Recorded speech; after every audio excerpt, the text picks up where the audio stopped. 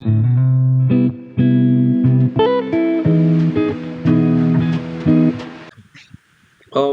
have the text analytic tools, and I have discovered one very important tools, Voyant tools, and there is nconc version 4 and Monkey Learn, where we can analyze our text. For example, we can put the text. For example, I take this poem, A Hot Noon in Malabar by this. When I input the text, we generate this Voyant chart.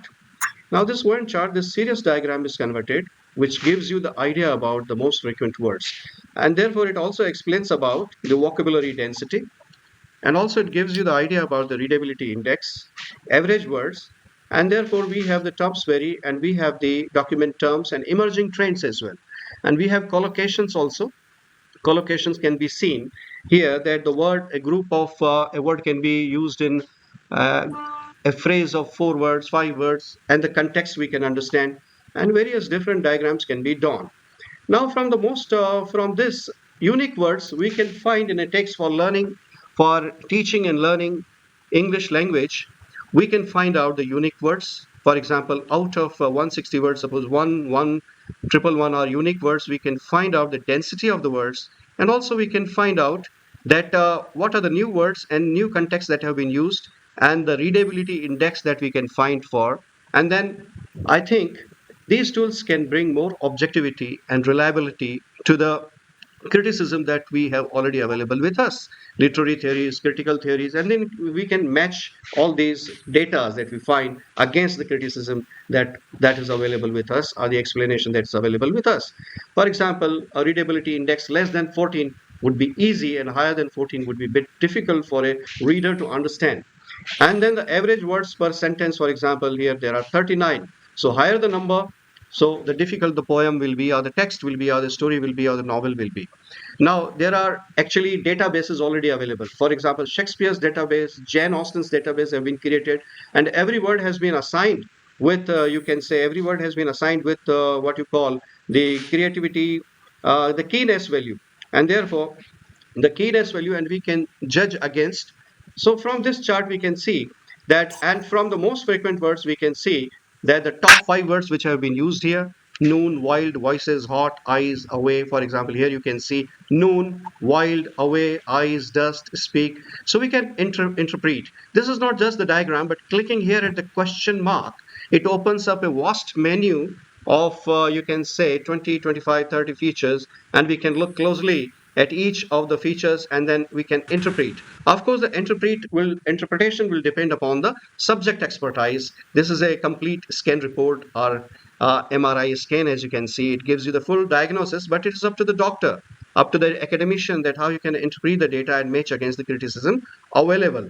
For example, then we see all these features, and then we can arrive at some kind of a creativity quotient, or the objectivity or the subjectivity index of a writer we can follow, for example. And such features and the frequent words, we can then also judge them for the images, for the symbols, for the metaphors, and the various meaning, and for the foregrounding devices, the repetition, why there is a repetition, what are the divine features, deviance, or what are the foregrounding features like parallelism, repetition, inversion, or for emphasis. For example, the repetition of the noon here suggests a central focus on a specific time of day. It emphasizes the heat and intensity which is associated with midday. So it indicates a thematic importance or a vivid description of the environment. And therefore, the word noon is repeated 7 times, and we can justify why it has been repeated 7 times, or 10 times, or 2 times, and what are the different collocations, or what are the different contexts in which it is. So we can use the context and the vocabulary to the English teaching classes. And for researchers, it is a matter of interpretation at PhD level or MA level. So the central theme, and also we can judge also the autobiographical features.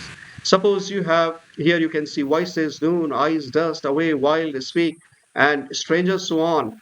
And here in this, I'm explaining just one word out of the 12, 10 top 5 words.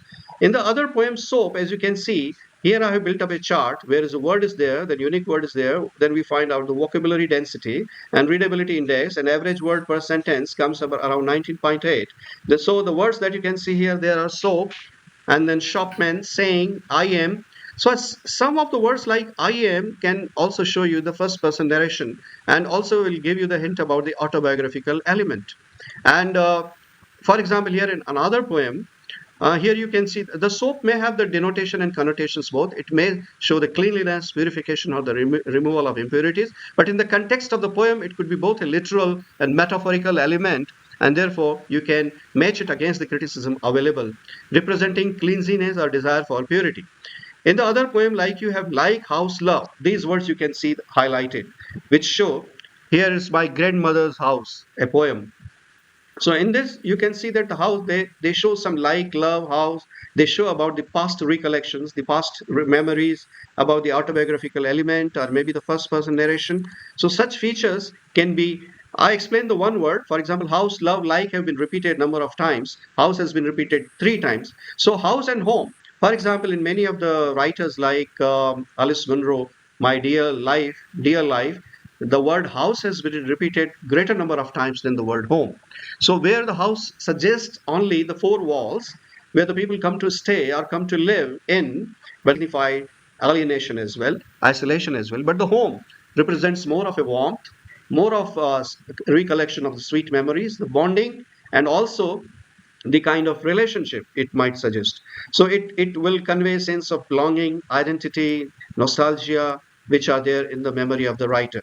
So similarly, love and like, they have been used. Why love and like have been used like in there is another poem where you can see all these words. My grandmother's house, said, mother, kept. This series diagram has been highlighted. The chart is there to judge the creativity index, and from here we can judge the various qualities of the poem.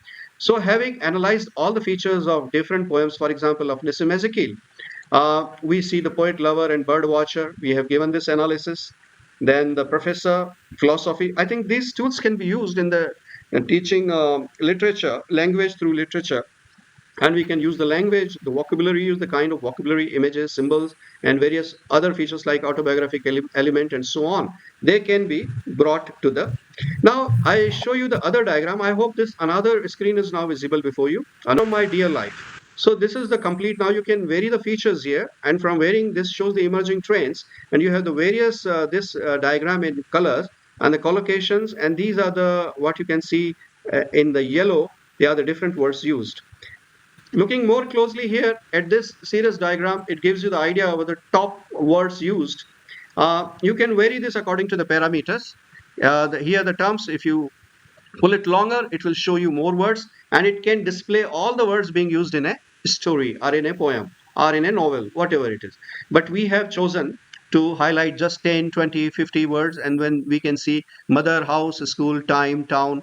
So why the word time has been used greater number of times, mother has been used. So I think this story is about mother, autobiographical element, the relationship of the daughter, the writer, the protagonist with the mother, and also the people therein, and old and new, and the past recollections and memory.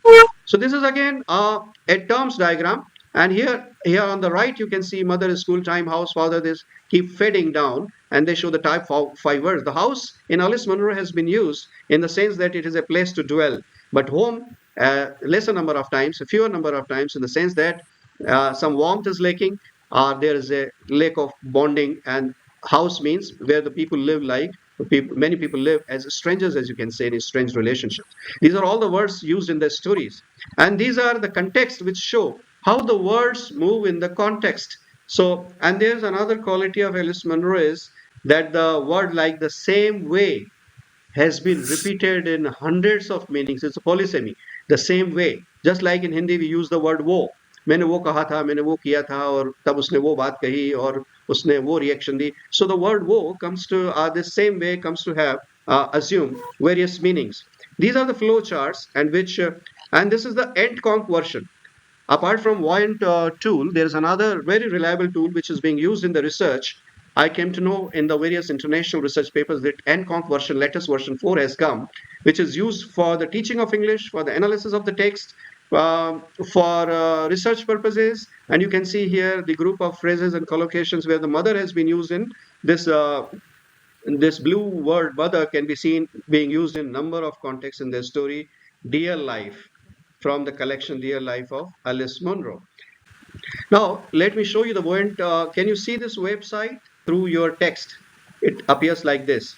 So you can put here, now I'm inserting a poem like one poem here. I have inserted one poem here. I hope you can see. To force the pace and never to be still. This is the, I think, one poem by Nissim Ezekiel. And I'm clicking on reveal here. After clicking on the reveal, now I'm online and showing you all these diagrams. So if you vary these, you can find out the more diagrams being generated, and it will highlight better words. So I'm giving an online demo, and from here the women, poets, movement, birds. So how we can give a demo? First we need to understand the software. These are the five topmost words, but if you increase the terms it will still give you higher words, and if you increase it further it will give you more words, and then you can interpret these words. And here is the terms berry which is being created. Now I'm clicking on the question mark here. I hope you all can see. Now I'm clicking on the question mark, as you can see at this diagram. So these are all the corpus tools, which show the summary, the documents, the phrases, bubble lines, and the terms. It gives you the terms, and it gives you the count of the terms, and document tools, visualization tools, corpus tools. If you understand all these, they can help you better analyze any text, and then you can match it with the subjective interpretation, and then you can prove your hypothesis and whatever, and then it shows the in this way, different grid tools can be generated. Collocates can be seen here. As you can see, these are the collocates, and they can be exported, and the link can be generated. But here, the corpus tools are very interesting, and it gives you the phrases also, and so many other things. So now, as I would like to show, coming to back to my PPT again. So these research tools, so for, I talked about the text analytic tools first of all. Here there's a monkey learn as well, but I talked about Voyant tools and nconc version. Then there are nowadays, as you can see, that while teaching any poem or any short story, you can use summarizing tools. These summarizing tools are equally important in the sense that sometimes, we come across text analytic tools. As you can see, summarizing tools are equally important in the sense if you come across a wrong article, a wrong book, you waste a whole lot of time. So nowadays, in the every minute, thousands and hundreds of thousands of papers are being added to the research tools like Google Scholar, Semantic Scholar, Discovery, Consensus, or academia.edu, Influminet. Lot many articles, research papers, and books are being added. So if you are doing a research, or if you want to collect material on a particular novel, fiction, drama, or prose, then you don't, or if you come across a research paper, you don't know whether it is useful or not. Earlier, there was a time when we used to go to visit Mumbai, we used to visit Hyderabad, CFL, or the SRC, and collect lot of material. And we used to go and collect lot of material. And that was a very Herculean task to visit all the libraries of the world and collect material. Now the technology has helped us in the sense that we can collect material from all the research tools that are available with us. Now, for example, Influminet, for example, academia.edu, our discovery, consensus, a lot of material is being collected. So you come across, on your given topic, you come across millions of research papers. Now what to do? So there are summarizing tools. Now, for example, for the extension of our legs as a car, you are driving a car which is the extension of your legs, which is saving your time and energy. And therefore, but it is up to your mind and up to your brain that how you are going to, you are on the steering. Your mind is going to decide where you want to go. So is the case with these technological digital tools, because ultimately it is the human mind which is at the core of human activities. Human being is at the core of this all this technological activities. As you can see, you can just read faster. Now the time has come that your eyes have got extension and you can read faster with AI. And therefore there are different summarizing tools, like you have the site.ai, you have you have Unriddle, you have many other, for example, Research Rabbit and all that. It produces the summary of the research article, and therefore you can judge whether it is useful or not. And then, if it is not useful, you can discard it. Because I have wasted a lot of time in reading a wrong book, just like you come across a wrong person in your life, and lot precious years are wasted. Similarly, if you come across a wrong book, useless book, and you read it twice, thrice in order to understand it, it takes a toll of your life. Therefore, it's better first to ascertain whether it is useful or you. So there are great many summarizing tools, so which you can make. Now it depends. Their features and parameters they vary. It depends on what kind of work you are doing. You are for using it for learning purpose or teaching purpose or for the research purpose. You can use the tools accordingly. For example, for researchers, Unriddle is very good. And for the word tune is better for the teachers and for the learners and for the students, where you can see the summary of the and then you can modify it according to your own, And then there are reference managing tools. For example, a lot of energy is being in MLA style sheet, APA style sheet, Chicago style sheet. So nowadays there are reference managers with automatic. They keep on recording your citations, and therefore in this case I would mention Mandeleef, I would mention Research Rebert and Consensus. They keep automatic track and record of your. So I think lot of manual labor is saved. Lot of time it consumes. Lot of time which is saved. There are formatting tools. One formatting tool is which are a better option than MS Word, because MS Word, Microsoft Word has got its own limitations. And there are so many things which you cannot perform at MS Word. For researchers, I always advise my scholars, and even I've been using Scrivener for research formatting, organization of material, collection of whatever material, because you are collecting the material in huge abundance and therefore where to keep it. So you have mega softwares like Scrivener. Notion is another software which is like a second brain. And then you have various such other platform. Obsidian is there, and they quickly resolve many of the issues which you encounter in the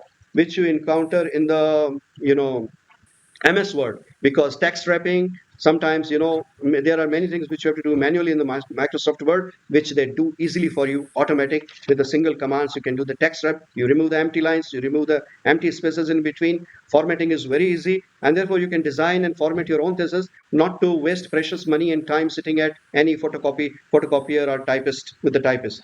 So this formatting, Scrivener is the best software which I have been using it, and my students have also been using it. So organization of material, and you can move one folder of 50 pages here and there like shuffling of the playing cards, and this really helps a lot. But you have to learn it, because you have to learn it. It's a time-consuming affair, but once you learn it, you become a master. And for review of related literature, writing a review of related literature is again, because as a PhD researcher, if you're working on a thesis, you must be aware of till date what work has been done in the area of the research, how many books have been written, how many articles have been written. So in that case, uh, writing a review of related literature is a Herculean task, which is usually a chapter 2 in research methodology. So now you have wonderful tools like research. Zotero is wonderful. Scrivener is there. Research Rabbit is there. Consensus is there.